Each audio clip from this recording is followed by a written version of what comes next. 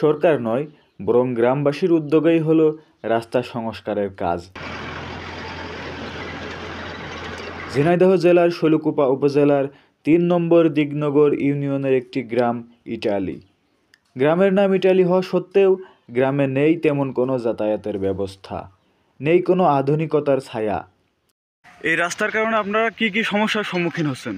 আমাদের এই গ্রাম থেকে পৌরসভা সামান্য মাত্র 4 কিলোমিটার দূর, কিন্তু রাস্তা খারাপ থাকার কারণে ভ্যান নিয়ে লোকজন যেতে পারে না, রাস্তা হেঁটে যেতে পারে না, সাইকেল নিয়ে যেতে পারে না, যার কারণে এখান থেকে প্রায় 11 কিলোমিটার ঘুরে ওই অচিন্তাপুর দেবতলা হয়ে তারপরে যাওয়া লাগে। প্রায় 700 থেকে 800 ভোটারের এই গ্রামটি যেন এখনও প্রাচীন যুগের নিদর্শন হয়ে রয়েছে, যার মূল কারণ হলো যাতায়াতের এই দুর্বল ব্যবস্থা। তাহলে এই কাজটুকু না করলে আমাদের যাওয়ার মতন কোনো পরিস্থিতি নেই আর কি। তা আমরা শৈলকুপা অনেক পথ ঘুরি, কিন্তু আমরা এই কাজটুকু করলে পরে আমাদের অতি সহজে 1 কিলোতে আমরা পাকা হই। বছরের অন্যান্য মৌসুমে হেঁটে বা সাইকেল যোগে কোনো মতে যাতায়াত করতে পারলেও বর্ষার সময় আসলে গ্রামে নেমে আসে চরম দুর্ভোগ। বাংলাদেশ জামায়াতে ইসলামী ৩ নম্বর দিগনগর ইউনিয়ন শাখা কর্তৃক সংস্কার কর্মসূচির অংশ হিসেবে এই রাস্তাটি সংস্কারের উদ্যোগ নেয় এবং এতে গ্রামবাসী যথাযথভাবে সহযোগিতা করে। এটা আপনারা কত মিটার সংস্কার করতে চাচ্ছেন? 1 কিলোমিটারের অধিক পথ আমরা সংস্কার করব বলে চিন্তা করতেছি। ব্যক্তিগত কারো উদ্যোগে করা হচ্ছে নাকি গ্রামবাসী সকলের উদ্যোগে? এটা আসলে প্রথমে বাংলাদেশ জামায়াত ইসলামের পক্ষ থেকে এটা উদ্যোগ নেওয়া হয় এবং স্বতঃস্ফূর্তভাবে গ্রামবাসী সকলেই এই কাজে অংশগ্রহণ করে। কৃষকেরা ফসল নিয়ে যেতে পারে না বাজারে, কিংবা কেউ অসুস্থ হলে যেতে পারে না হাসপাতালে। এ যেন মারাত্মক একটি সমস্যা।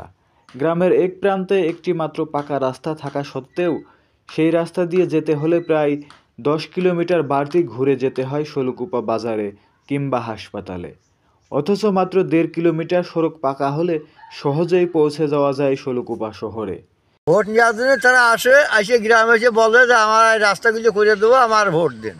হ্যাঁ, কিন্তু রাস্তা করার বেলায় তারা এক ঝুড়ি মাটিও দেয় না, একটা পাইপও দেয় না, ভাঙা চুড়ে থাকে। হ্যাঁ, রাস্তা তো করেই না, একটা পাইপ দেখেই না। হ্যাঁ, পরে ভোট নিয়ে রাস্তা দিয়ে দেয়। এই তো আমরা দেখি।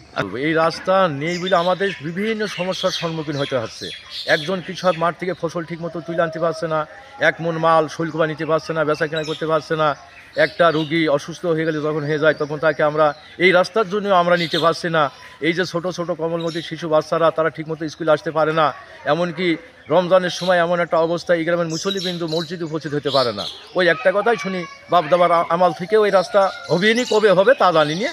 তো এখন আমরাও দেখে যেতে পারবো কিনা, তাই আমরা ঊর্ধ্বতন কর্মকর্তাকে দৃষ্টি আকর্ষণ করছি যে আপনারা দয়া করে যেভাবে হোক এই রাস্তাটুকু করলে পরে আমাদের গ্রামবাসীর জন্য বিভিন্ন দিক দিয়ে সুবিধা হয়।